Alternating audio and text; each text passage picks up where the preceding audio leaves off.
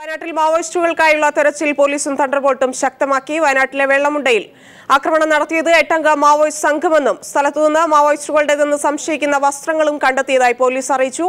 അതിനിടെ മാവോയിസ്റ്റ് വേട്ടയുടെ പേരിൽ പോലീസ് ആദിവാസികളെ പീഡിപ്പിക്കുന്നുവെന്ന് നാട്ടുകാർ ആരോപിക്കുന്നു. കോഴിക്കോട് വയനാട് അതിർത്തിയിലാണ് പോലീസിനു നേരെ മാവോയിസ്റ്റ് ആക്രമണം ഉണ്ടായത്. വയനാട് വെള്ളമുണ്ട കോളനിയിൽ പോലീസിനു നേരെ മാവോയിസ്റ്റുകൾ വെടിവെപ്പ് നടത്തി. പോലീസിനു നേരെ ആക്രമണം നടത്തിയത് 8 അംഗ മാവോയിസ്റ്റ് സംഘമെന്ന് DIG ദിനേന്ദ്ര കാശ്യപ് അറിയിച്ചു. മാവോയിസ്റ്റുകൾ ഉപേക്ഷിച്ച വസ്ത്രങ്ങളും തൊപ്പിയും ബുള്ളറ്റ് കേസുകളും കണ്ടെത്തിയതായും അദ്ദേഹം വ്യക്തമാക്കി. അതോടൊരു കുറച്ച് തുണികൾ, തൊപ്പിയും ഇതെല്ലാം അതിൽ എടുത്തിട്ടുണ്ട്. അത് കുറച്ച് ഫയർ ചെയ്ത റൗണ്ട്സും. Police department has confirmed they are Maoists. അത് ഏകദേശം കൺഫേം ചെയ്തിട്ടുണ്ടല്ലോ. Is there any information that they are still in the forest? Apparently so. Apparently till the time, because they had fired on our party. So we searched for quite a few places. The searches are going on. അതിനിടെ വയനാട്ടിലെ Maoist വേട്ടയുടെ പേരിൽ police ആദിവാസികളെ പീഡിപ്പിക്കുന്നുവെന്ന് നാട്ടുകാർ പരാതിപ്പെടുന്നു. സുഹൃത്തിനെ എല്ലാം പിടിച്ച് എല്ലാം കൂടി കോളറൊക്കെ പിടിച്ച് ഇതെല്ലാം ഭീഷണിയായിട്ടെല്ലാം തണ്ടറുള്ള ആൾക്കാരാണ്. എന്തിനാന്ന് ആർക്കറിയാം. അനിയനും പിന്നെ അവിടുത്തെ ബാബുനും അവരുടെ എന്തൊക്കെ പറഞ്ഞെന്നല്ല പറഞ്ഞേ. കുറ്റിയാടി പക്രന്തളം വനമേഖലയിൽ മാവോയിസ്റ്റ് ഏറ്റുമുട്ടൽ നടന്നതായി ആദ്യ വിവരങ്ങൾ ലഭിച്ചു. വെടിവെച്ച് കേട്ടതായി നാട്ടുകാർ റിപ്പോർട്ട് നൽകിയതായി റൂറൽ SP അറിയിച്ചു. എന്നാൽ പിന്നീട് ഇക്കാര്യം പോലീസ് തള്ളിക്കളഞ്ഞു. News desk. ഏത് രീതിയിലുള്ള മാവോയിസ്റ്റ് ആക്രമണവും നേരിടാൻ സംസ്ഥാന പോലീസ് സജ്ജമെന്ന് ആഭ്യന്തരമന്ത്രി രമേശ് ചെന്നിത്തല. സംസ്ഥാനത്തെ 5 വടക്കൻ ജില്ലകളിൽ മാവോയിസ്റ്റ് സാന്നിധ്യം സ്ഥിരീകരിച്ചതായും ചെന്നിത്തല പറഞ്ഞു. ചുംബന സമരത്തിന് സർക്കാർ എതിരല്ലെന്നും ചെന്നിത്തല വാർത്താസമ്മേളനത്തിൽ കൂട്ടിച്ചേർത്തു. സംസ്ഥാനത്ത് കഴിഞ്ഞ ദിവസം വൈകിട്ട് വയനാട് വെള്ളമുണ്ട പഞ്ചായത്തിൽ തണ്ടർബോൾട്ടിന് നേരെ മാവോയിസ്റ്റ് ആക്രമണത്തിൽ ആളപായമുണ്ടായിട്ടില്ല. മാവോയിസ്റ്റുകളുടെ ഈ ആക്രമണത്തെ ഗൗരവത്തോടെയാണ് സംസ്ഥാനം കാണുന്നതെന്നും ഏത് രീതിയിലെ മാവോയിസ്റ്റ് ആക്രമണത്തെയും നേരിടാൻ സംസ്ഥാന പോലീസ് തയ്യാറാണെന്നും ആഭ്യന്തരമന്ത്രി രമേശ് ചെന്നിത്തല പറഞ്ഞു. മാവോയിസ്റ്റുകളുടെ പ്രവർത്തനങ്ങളെ ഗവൺമെൻറ് വളരെ ഗൗരവത്തോടെയാണ് വീക്ഷിക്കുന്നത്. ഇത്തരം അക്രമ പ്രവർത്തനങ്ങൾ ഒരു കാരണവശാലും അനുവദിക്കുന്നതല്ല. ഏതൊരു മാവോയിസ്റ്റുകൾ ഉയർത്തുന്ന ഏതൊരു വെല്ലുവിളിയെയും നേരിടാൻ പോലീസ് സജ്ജമാണ്. ശക്തമായ നിലയിൽ തന്നെ മാവോയിസ്റ്റ് പ്രവർത്തനങ്ങളെ നേരിടാനാണ് ഗവൺമെൻറ് തീരുമാനിച്ചിട്ടുള്ളത്. സംസ്ഥാനത്ത് 5 വടക്കൻ ജില്ലകളിൽ മാവോയിസ്റ്റ് സാന്നിധ്യം സ്ഥിരീകരിച്ചിട്ടുണ്ട്. ആദിവാസി സമൂഹത്തിന്റെ പിന്തുണ ആർജിക്കാനാണ് മാവോയിസ്റ്റ് ശ്രമം. എന്നാൽ ഇത് ഇതുവരെ സാധിച്ചിട്ടില്ല. ജനങ്ങൾക്ക് ഇത് സംബന്ധിച്ച് ആശങ്ക വേണ്ടെന്നും ഏത് രീതിയിലെ വെല്ലുവിളിയും സർക്കാർ നേരിടുമെന്നും ചെന്നിത്തല പറഞ്ഞു.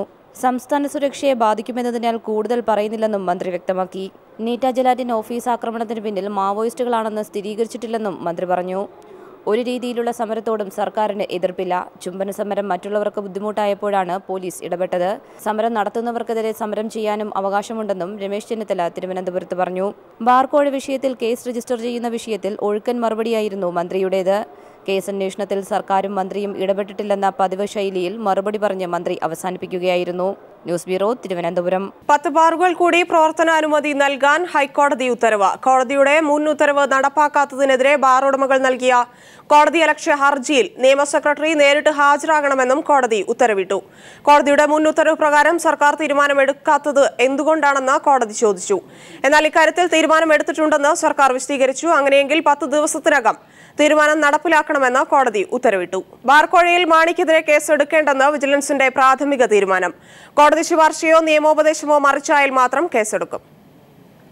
കൊടുത്ത പൈസ ഭണ്ഡാരത്തിലിട്ട പോലെ പോയി അദ്ദേഹത്തോട് ചോദിച്ചപ്പോൾ ഏത് പൈസ എപ്പോൾ തന്നു എന്ത് തന്നെന്നാണ് പറയുന്നത്. ബാക്കി 5 കൊണ്ടുവരാനാണ് പിന്നെയും പറയുന്നത്. പിന്നെയും പോയി കണ്ടാൽ പറഞ്ഞ് 5 രൂപ 5 കിട്ടിയില്ലല്ലോ എന്നാണ് പറഞ്ഞത്. അവരോട് 5 കിട്ടിയില്ലെന്ന് പറഞ്ഞപ്പോൾ 1 തന്നല്ലോ എന്ന് പറഞ്ഞ് 1 എപ്പോൾ തന്നു എന്ന്. പിന്നെ അവർ ദിവസവും ഡേറ്റും സമയവും എല്ലാം വ്യക്തമാക്കിയാൽ പറഞ്ഞു അതൊക്കെ ചിലവായി പോയില്ലേ. ഇതായിരുന്നു മറുപടി. പൈസ ഒട്ടും ഇല്ല സംസ്ഥാനത്ത് എന്ന് പറയുന്ന ഒരു മന്ത്രി ആ കൂട്ടത്തിലുണ്ട്. ആ മന്ത്രി തന്നെയാണ് ഈ മന്ത്രി. ഞാൻ പറഞ്ഞത് ശ്രീ KM മാണി ധനകാര്യമന്ത്രിയാണ് അങ്ങനെ പറയുന്നത്. ആ മന്ത്രി തന്നെയാണ് ഈ മന്ത്രി എന്ന്. ബാർക്കോഴയിൽ KM മാണിയുടെ ഇടപെടൽ അന്വേഷിക്കണമെന്നാവശ്യപ്പെട്ട് പ്രതിപക്ഷ നേതാവും പീപ്പിൾ TV പുറത്തുവിട്ട തെളിവുകൾ ഹാജരാക്കി കോടിയേരി ബാലകൃഷ്ണനും LDF കൺവീനർ വൈക്കം വിശ്വനും വിജിലൻസ് ഡയറക്ടർക്ക് കത്ത് നൽകിയിരുന്നു. ഈ കത്തുകളുടെ അടിസ്ഥാനത്തിൽ വിജിലൻസ് നടത്തിയ ത്വരിത പരിശോധനയിൽ കോഴ നൽകിയതായി ബിജു രമേശും ഡ്രൈവറും മൊഴി നൽകിയിരുന്നു. എന്നാൽ ബാറുടമ അസോസിയേഷന്റെ മറ്റു നേതാക്കൾ വിജിലൻസിനോട് അവധി ചോദിക്കുകയായിരുന്നു. ഇവരുടെ മൊഴിക്ക് കാത്തുനിൽക്കാതെ ത്വരിത പരിശോധന വിജിലൻസ് അവസാനിപ്പിച്ചു. കൂടാതെ ഇവരുടെ മൊഴി രേഖപ്പെടുത്തും മുമ്പ് വിജിലൻസ് എത്രയും വേഗം ഹൈക്കോടതിയിൽ റിപ്പോർട്ട് നൽകാനാണ് ആലോചിക്കുന്നത്. ഹൈക്കോടതിയിൽ വിജിലൻസ് വാദത്തിന് ശക്തി പകരാൻ AGയുടെ നിയമോപദേശവും വിജിലൻസ് തേടിയിട്ടുണ്ട്. News desk people TV news. Mullaperiyar വിഷയത്തിൽ വനം വകുപ്പിന്റെ റിപ്പോർട്ട് നിയമസഭയിൽ. ജലനിരപ്പ് ഉയർത്തിയപ്പോൾ 568 ഹെക്ടർ വനഭൂമി മുങ്ങിപ്പോയെന്ന് റിപ്പോർട്ടിൽ പരാമർശം. മുല്ലപ്പെരിയാർ വിഷയത്തിൽ ഹരിത ട്രിബ്യൂണലിനെ സമീപിക്കുമെന്ന് തിരുവഞ്ചൂർ രാധാകൃഷ്ണൻ സഭയിൽ പറഞ്ഞു. ജലനിരപ്പ് ഉയരുന്നത് പരിസ്ഥിതി ആഘാതം ഉണ്ടാക്കുമെന്ന് ചൂണ്ടിക്കാണിച്ചാണ് ട്രിബ്യൂണലിനെ സമീപിക്കുക. മുല്ലപ്പെരിയാറിലെ ജലനിരപ്പ് 142 അടിയായി ഉയർന്നപ്പോൾ 568 ഹെക്ടർ വനം മുങ്ങിയതായാണ് വനം വകുപ്പിന്റെ റിപ്പോർട്ട്. 108 ഹെക്ടർ നിത്യഹരിത വനവും 247 ഹെക്ടർ അർദ്ധ നിത്യഹരിത വനവും മുങ്ങി. ജൈവസമ്പത്തിനും വന്യജീവി ആവാസ വ്യവസ്ഥയ്ക്കും ഏൽക്കുന്ന ആഘാതം ചൂണ്ടിക്കാട്ടി ഹരിത ട്രിബ്യൂണലിനെ സമീപിക്കുമെന്ന് വനം മന്ത്രി തിരുവഞ്ചൂർ രാധാകൃഷ്ണൻ നിയമസഭയിൽ പറഞ്ഞു. ആ ആവാസ കേന്ദ്രങ്ങളിൽ ഏതാണ്ട് 5.68 ചതുരശ്ര കിലോമീറ്റർ നഷ്ടപ്പെട്ടു പോകുന്നു എന്നുള്ളതാണ് പ്രധാനപ്പെട്ട വനത്തിൻ്റെ ആസ്പെക്റ്റിൽ ഉണ്ടാകുന്ന പ്രധാനപ്പെട്ട പ്രശ്നം. അത് നമ്മൾ പരിശോധിക്കുമ്പോൾ 4 പ്രധാനപ്പെട്ട നിയമങ്ങളുടെ ലംഘനം ഈ കാര്യത്തിൽ ഉണ്ടാവുകയാണ്. പെരിയാർ തടാകത്തിലെ 25 ചെറുതുരുത്തുകളിൽ 11 എണ്ണവും വെള്ളത്തിനടിയിലായി. ആന, കടുവ, മ്ലാവുകൾ തുടങ്ങി വന്യജീവികളുടെ ആവാസ പ്രദേശങ്ങളാണ് വെള്ളത്തിനടിയിലായതെന്നും റിപ്പോർട്ടിൽ പറയുന്നു. News bureau, Thiruvananthapuram. അടിയന്തര പ്രമേയത്തിന് അവതരണാനുമതി നിഷേധിച്ചതിൽ പ്രതിഷേധിച്ച് പ്രതിപക്ഷം നിയമസഭയിൽ നിന്ന് ഇറങ്ങിപ്പോയി. KSRTC പ്രതിസന്ധി സഭ നിർത്തിവെച്ച് ചർച്ച ചെയ്യണമെന്നാവശ്യപ്പെട്ടാണ് പ്രതിപക്ഷം അടിയന്തര പ്രമേയത്തിന് നോട്ടീസ് നൽകിയത്. ശമ്പളവും പെൻഷനും നൽകാൻ കഴിയാതെ അടച്ചുപൂട്ടൽ നേരിടുന്ന KSRTC പ്രതിസന്ധി സഭ നിർത്തിവെച്ച് ചർച്ച ചെയ്യണമെന്ന് ആവശ്യപ്പെട്ട് പ്രതിപക്ഷത്തു നിന്നും എളമരം കരീം MLA ആണ് അടിയന്തര പ്രമേയത്തിന് അനുമതി തേടിയത്. KSRTCയെ രക്ഷിക്കാൻ വരുമാനം വർദ്ധിപ്പിക്കാനുള്ള ഒരു മാർഗവും സർക്കാർ തേടുന്നില്ലെന്ന് അദ്ദേഹം ആരോപിച്ചു. ജീവനക്കാരുടെ പെൻഷൻ ഏറ്റെടുക്കുന്ന കാര്യം സർക്കാർ പരിഗണിക്കണമെന്നും KSRTCയെ സംരക്ഷിക്കുന്ന നയം പ്രഖ്യാപിക്കണമെന്നും അദ്ദേഹം ആവശ്യപ്പെട്ടു. സർക്കാർ നൽകിയ വായ്പ ഓഹരിയാക്കി മാറ്റണമെന്നും അദ്ദേഹം ആവശ്യപ്പെട്ടു. എന്നാൽ ശമ്പള കുടിശ്ശികയില്ലെന്ന് മന്ത്രി തിരുവഞ്ചൂർ രാധാകൃഷ്ണൻ വ്യക്തമാക്കി. KSRTC സാമ്പത്തിക പ്രതിസന്ധിയിലാണെന്നും ചെലവും വരുമാനവും പൊരുത്തപ്പെടുന്നില്ലെന്നും അദ്ദേഹം പറഞ്ഞു. ശമ്പളവും പെൻഷനും നൽകാനുള്ള വരുമാനം ഇന്ന് KSRTCക്ക് ഇല്ലെന്നും മന്ത്രി വ്യക്തമാക്കി. സൗജന്യ യാത്ര നൽകിയ ഇനത്തിൽ 1216 കോടി രൂപ സർക്കാരിൽ നിന്നും ലഭിക്കാനുണ്ടെന്നും പ്രതിദിന വരുമാനം 7 കോടി രൂപയാക്കാനാണ് സർക്കാർ ശ്രമമെന്നും ഇതിനായി 1200 ഷെഡ്യൂളുകൾ പുനഃക്രമീകരിക്കുന്നുവെന്നും മന്ത്രി സഭയെ അറിയിച്ചു. മന്ത്രിയുടെ വിശദീകരണത്തോടെ പ്രമേയത്തിന് അവതരണാനുമതി സ്പീക്കർ നിഷേധിച്ചു. തുടർന്ന് സംസാരിച്ച പ്രതിപക്ഷ നേതാവ് VS അച്യുതാനന്ദൻ ജീവനക്കാരെയും പെൻഷൻകാരെയും കൂട്ട ആത്മഹത്യയിലേക്ക് തെളിവിടാനാണ് സർക്കാർ ശ്രമമെന്ന് ആരോപിച്ചു. മുഖ്യമന്ത്രിയും ധനമന്ത്രിയും KSRTC പ്രശ്നത്തിൽ നിശബ്ദരാണ്. ധനവകുപ്പ് നൽകിയ ധനസഹായം ആനവായിൽ അമ്പഴങ്ങിയാണെന്നും VS കളിയാക്കി. തുടർന്ന് പ്രതിപക്ഷം സഭയിൽ നിന്നും ഇറങ്ങിപ്പോയി. Leslie John, news bureau, Thiruvananthapuram. പശ്ചിമഘട്ട സംരക്ഷണത്തിന് കേന്ദ്ര സർക്കാർ അടിയന്തര നടപടി സ്വീകരിക്കണമെന്നാവശ്യപ്പെട്ട് കേരളത്തിലെ പരിസ്ഥിതി പ്രവർത്തകർ പാർലമെന്റ് മാർച്ചും ധർണയും നടത്തി. സഹ്യപർവ്വത സംരക്ഷണ സമിതിയുടെ നേതൃത്വത്തിലായിരുന്നു സമരം. ഗാഡ്ഗിൽ കമ്മിറ്റി റിപ്പോർട്ടിലെ നിർദ്ദേശങ്ങൾ നടപ്പാക്കണമെന്നായിരുന്നു പ്രധാന ആവശ്യം.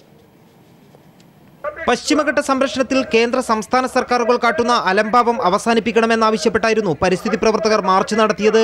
പാർലമെന്റ് മാർച്ചും ധർണയും കർണാടക MP ബാസവരാജ് പട്ടേൽ ഉദ്ഘാടനം ചെയ്തു. പശ്ചിമഘട്ട സംരക്ഷണത്തിനായി ഗാഡ്ഗിൽ കമ്മിറ്റി റിപ്പോർട്ടിലെ നിർദ്ദേശങ്ങൾ നടപ്പാക്കണം. പശ്ചിമഘട്ടം ഉൾപ്പെടുന്ന 6 സംസ്ഥാനങ്ങളും റിപ്പോർട്ട് മാതൃഭാഷയിലേക്ക് തർജ്ജമ ചെയ്ത് ജനങ്ങളുടെ ചർച്ചകൾക്കായി നൽകണം. പൊതുജനങ്ങളുടെ അഭിപ്രായങ്ങൾക്ക് കൂടുതൽ പ്രാധാന്യം കൊടുക്കുന്നതിനാൽ ഗാഡ്ഗിൽ റിപ്പോർട്ട് സർക്കാർ മൂടിവെക്കുകയായിരുന്നെന്ന് സമരത്തിൽ പങ്കെടുത്ത പരിസ്ഥിതി പ്രവർത്തകൻ പ്രൊഫസർ ശോഭീന്ദ്രൻ പറഞ്ഞു. കാര്യങ്ങൾ ജനങ്ങളുടെ കയ്യിലായി പോകും. അത് ഗവൺമെന്റ് എന്ന് പറയുന്ന പ്രസ്ഥാനത്തിന്റെ കയ്യിലായിരിക്കണം. അത് ഗവൺമെന്റിനെ രൂപപ്പെടുത്തുന്ന ഉദ്യോഗസ്ഥന്മാരുടെ കയ്യിലായിരിക്കണം. അത് ഗവൺമെന്റിനെ രൂപപ്പെടുത്തുന്ന രാഷ്ട്രീയ പാർട്ടികളുടെയും രാഷ്ട്രീയ പ്രവർത്തകരുടെയും കയ്യിലായിരിക്കണം എന്നുള്ളത് കൊണ്ടാണ് ഗാഡ്ഗിൽ റിപ്പോർട്ട് തയ്യാറാക്കിയതിന് ശേഷവും അത് ഒളിപ്പിച്ചു വെച്ചത്. പരിസ്ഥിതി ദുർബല മേഖലകളിലെ ഖനനം പൂർണ്ണമായും അവസാനിപ്പിക്കണം. പശ്ചിമഘട്ടത്തിൽ നിന്നും ഉത്ഭവിക്കുന്ന നദികളുടെ സംരക്ഷണം ഉറപ്പുവരുത്തണം. പരിസ്ഥിതി സംരക്ഷണത്തിൽ സർക്കാർ ഈ നിലപാട് തുടർന്നാൽ 10 വർഷത്തിനുള്ളിൽ കേരളം മരുഭൂമിയായി മാറുമെന്ന് സമരക്കാർ മുന്നറിയിപ്പ് നൽകി. ആഗോളതാപനത്തിന്റെയും കാലാവസ്ഥാ വ്യതിയാനത്തിന്റെയും പ്രത്യാഘാതങ്ങൾ ഏറ്റവും കൂടുതൽ അനുഭവിക്കേണ്ടി വരുന്ന സംസ്ഥാനം കേരളമാകുമെന്നും പരിസ്ഥിതി പ്രവർത്തകർ വ്യക്തമാക്കി. News bureau, Delhi. വൈക്കോയുടെ MDMK കേന്ദ്ര സർക്കാരിനുള്ള പിന്തുണ പിൻവലിച്ചു. ചെന്നൈയിൽ ചേർന്ന പാർട്ടി ഉന്നതതല യോഗം NDA സഖ്യം വിടാനുള്ള പ്രമേയം പാസാക്കി. തമിഴ് ജനതയുടെ താൽപര്യത്തിന് വിരുദ്ധമായി കേന്ദ്ര സർക്കാർ പ്രവർത്തിക്കുന്നതുകൊണ്ടാണ് മുന്നണി വിടുന്നതെന്ന് വൈക്കോ അറിയിച്ചു. BJP സഖ്യത്തിന് കനത്ത തിരിച്ചടി നൽകിയാണ് വൈക്കോ മുന്നണി വിടുന്നത്. ശ്രീലങ്കൻ പ്രസിഡന്റ് മഹീന്ദ്ര രാജപക്ഷയുമായി ഇന്ത്യ ബന്ധം സ്ഥാപിക്കാൻ ശ്രമിക്കുന്നുവെന്ന് ചൂണ്ടിക്കാട്ടി കഴിഞ്ഞ കുറേ ദിവസങ്ങളായി വൈക്കോ മോദി സർക്കാരിനെതിരെയും NDA സഖ്യത്തിനെതിരെയും രൂക്ഷ വിമർശനം ഉന്നയിച്ചിരുന്നു. രാജ്യത്തിനകത്തും പുറത്തുമുള്ള തമിഴരുടെ താൽപ്പര്യങ്ങൾ സംരക്ഷിക്കുന്നതിൽ കേന്ദ്ര സർക്കാർ പരാജയപ്പെട്ടുവെന്ന് ചൂണ്ടിക്കാട്ടിയാണ് ഇപ്പോൾ മുന്നണി വൈക്കോ വിടുന്നത്. മറുമലർച്ചി ദ്രാവിഡ മുന്നേറ്റ കഴകത്തിന്റെ ചെന്നൈയിൽ ചേർന്ന പാർട്ടി ഉന്നതതല യോഗത്തിൽ NDA വിടാനുള്ള പ്രമേയം ഏകകണ്ഠമായി പാസാക്കി. ശ്രീലങ്കൻ തമിഴ് ജനതയെ അടിച്ചമർത്തിയ മഹേന്ദ്ര രാജപക്ഷെ വീണ്ടും അധികാരത്തിലെത്താനാണ് കേന്ദ്ര സർക്കാർ ആഗ്രഹിക്കുന്നത്.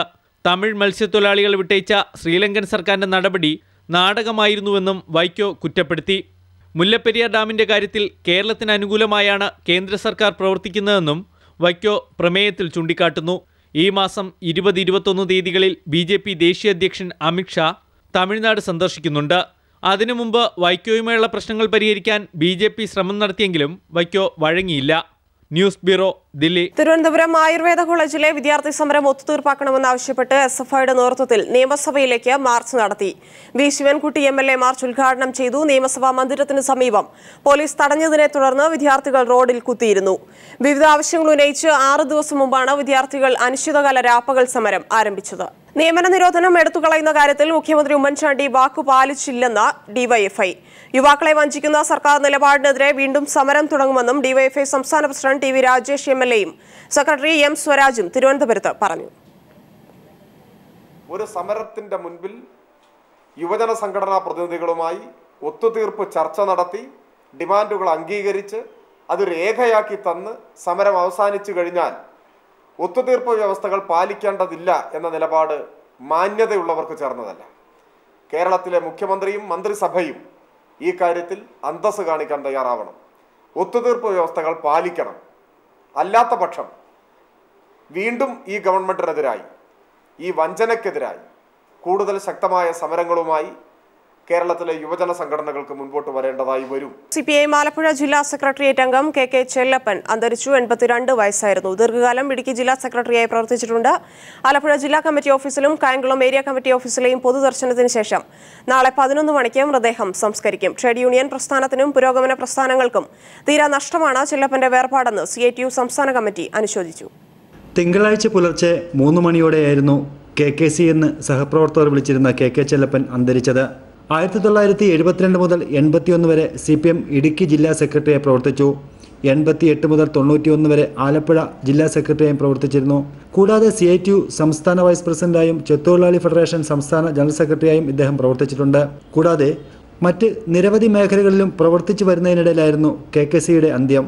KKCയുടെ വേർപാട് നികത്താൻ കഴിയാത്തതാണെന്ന് CPM സംസ്ഥാന സെക്രട്ടറി പിണറായി വിജയൻ പറഞ്ഞു. കായംകുളത്തെ KKCയുടെ വീട്ടിലെത്തി മൃതദേഹത്തിൽ പുഷ്പചക്രം അർപ്പിച്ച ശേഷം മാധ്യമങ്ങളോട് സംസാരിക്കുകയായിരുന്നു അദ്ദേഹം. ഇടുക്കിയിൽ പാർട്ടി കെട്ടിപ്പടുക്കുന്നതിൽ ഇന്ന് കാണുന്ന പാർട്ടിയെ ആ രൂപത്തിൽ വാർത്തെടുക്കുന്നതിൽ പ്രധാന പങ്കാണ് KKC വഹിച്ചിട്ടുള്ളത്. VS Achuthanandan, എളമരങ്കരിയും EP Jayarajan തുടങ്ങി നിരവധി നേതാക്കളാണ് KKCക്ക് അന്ത്യാഞ്ജലി അർപ്പിക്കാൻ കായംകുളത്തെത്തിയത്. ചൊവ്വാഴ്ച രാവിലെ 11 മണിയോടെ കായംകുളം കണ്ടല്ലൂർ പുതുവിള വീട്ടിൽ KKCയുടെ സംസ്കാര ചടങ്ങുകൾ നടക്കും. News bureau, Alappuzha. ആചാരങ്ങളും അനുഷ്ഠാനങ്ങളുമാണ് ആരാധനാലയങ്ങളുടെ നിലനിൽപ്പിന് ആധാരം. എന്നാൽ അന്ധവിശ്വാസത്തിന്റെ മറവിൽ വിശ്വാസികൾ നടത്തുന്ന ചില അനാചാരങ്ങൾ ക്ഷേത്രാചാരങ്ങൾക്കും മര്യാദകൾക്കും വിരുദ്ധമാകാറുണ്ട്. ഇത്തരം അനാചാരങ്ങൾ പലപ്പോഴും ആപത്തുകൾ ക്ഷണിച്ചു വരുത്താറുമുണ്ട്. അയ്യപ്പ സന്നിധിയിലേക്ക് വരുന്ന ഭക്തജനങ്ങൾ കൃത്യമായ അവബോധമില്ലാതെ നടത്തുന്ന അനാചാരങ്ങൾ നിരവധിയാണ്. മുങ്ങിക്കുളി കഴിഞ്ഞാൽ ഉടുതുണി പമ്പയിൽ ഉപേക്ഷിക്കുന്നത് മുതൽ സന്നിധാനത്തും മാളികപ്പുറത്തും ശ്രീകോവിലിന് മുകളിൽ ഉടയാടകൾ വലിച്ചെറിയുന്നതുവരെ ഭക്തർ നടത്തുന്ന ആചാര ലംഘനങ്ങളാണെന്ന് മാളികപ്പുറം മേൽശാന്തി കേശവൻ നമ്പൂതിരി പറയുന്നു. മഞ്ഞപ്പൊടി വാരി എറിയുക, അതുപോലെ തന്നെ അവിടുന്ന് തന്നെ പ്രസാദം നിങ്ങളാൽ എടുത്തുകൊണ്ട് പോവുക, ഉടയാടകൾ വാരി അലക്ഷ്യമായിട്ട് ശ്രീകോവിലിൻ്റെ മുകളിൽ എറിയുക, കുഞ്ഞുങ്ങളെ കയറ്റി എടുപ്പിക്കുക, ഇതൊക്കെ അരുതാത്ത പ്രവർത്തികളാണ്. 18-ാം പടിയിൽ നാളികേരം ഉടയ്ക്കുക, ക്ഷേത്രാങ്കണത്തിൽ മഞ്ഞൾപ്പൊടിയും ഭസ്മവും മാരി വിതറുക, നാളികേരം നിലത്തുരുട്ടുക, അലക്ഷ്യമായി പനിനീര് കുടയുക, കർപ്പൂരം കത്തിച്ച് തിരക്കിലൂടെ നടക്കുക തുടങ്ങിയ അനാചാരങ്ങൾക്കും വിശ്വാസികൾ വഴിപ്പെടരുതെന്ന് മേൽശാന്തി അഭ്യർത്ഥിക്കുന്നു. ഇത് അനാചാരമാ, വിശ്വാസത്തിൻ്റെ ഭാഗമല്ല. അങ്ങനെ ഒരു ക്രിയ ഇവിടെ ചെയ്യാൻ വിധിച്ചിട്ടില്ല. ഈ ലക്ഷോപലക്ഷം ആൾക്കാർ വരുന്നിടത്ത് ഞാൻ എന്ത് ചെയ്യാനൊക്കും? നമ്മൾ ഒരു കാരണവശാലും തെറ്റ് ചെയ്യരുത്, ക്ഷേത്രസന്നിധിയിൽ പ്രത്യേകിച്ച്. ഭക്തർ ആദരവോടെ കൊണ്ടുവരുന്ന അർച്ചന സാമഗ്രികൾ അലക്ഷ്യമായി വലിച്ചെറിയുന്നതിനു പകരം അത് ശരിയായ രീതിയിൽ അയ്യപ്പന് സമർപ്പിക്കുകയാണ് ചെയ്യേണ്ടതെന്ന് മേൽശാന്തി ഓർമ്മിപ്പിക്കുന്നു. പുണ്യം തേടി വന്ന് പാപഭാരവും പേറി മലയിറങ്ങേണ്ട ഗതികേടിലേക്ക് തീർത്ഥയാത്ര മാറിപ്പോകരുതെന്നും മേൽശാന്തി ഓർമ്മിപ്പിക്കുന്നു. ക്യാമറമാൻ വിനോദിനൊപ്പം V J Mineesh Kumar, news bureau, Sannidhanam.